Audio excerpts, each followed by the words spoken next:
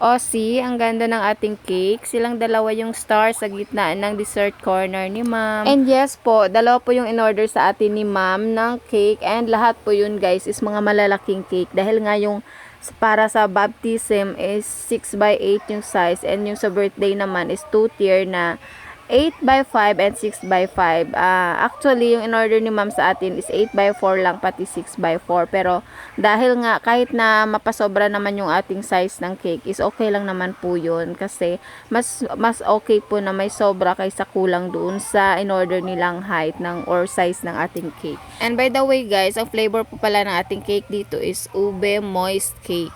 And yun nga, dalawa nga yung in-order ni ma'am, pero isa lang muna ang ipapakita natin dito sa ating video dahil gagawan ko na lang po ng another video yung isang cake na in-order ni ma'am. Ayan, para hindi na magiging mahaba ang oras ng ating video dito guys.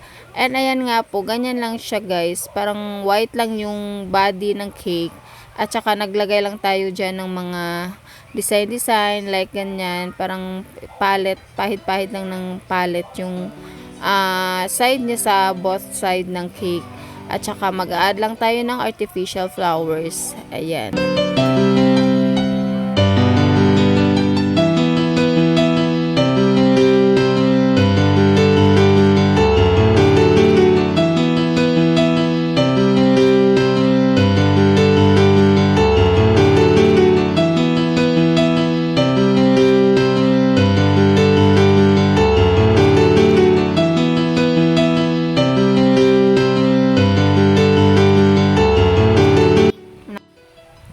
And naglagay na nga tayo dyan guys ng artificial flower.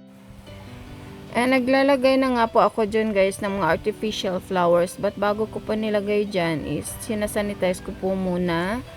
Nilulublob ko nga po yan sa tubig na may dishwashing liquid guys. Saka babanlawan ko din after. And then para matuyo naman, nilalagay ko siya sa loob ng oven. Pero yung oven guys is wala ng apoy. Parang may init na lang siya konti. At saka ko ilalagay para medyo mainit yung surroundings ng flowers natin. Ay makakatulong po yun para mag-dry yung ating flowers.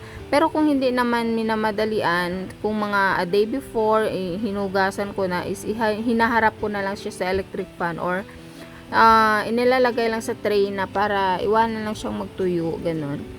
And ayan nga guys, patapos na yung ating cake. And ayan na nga po yung kanyang final look, diba? Simple lang siya guys, pero look elegant naman, diba?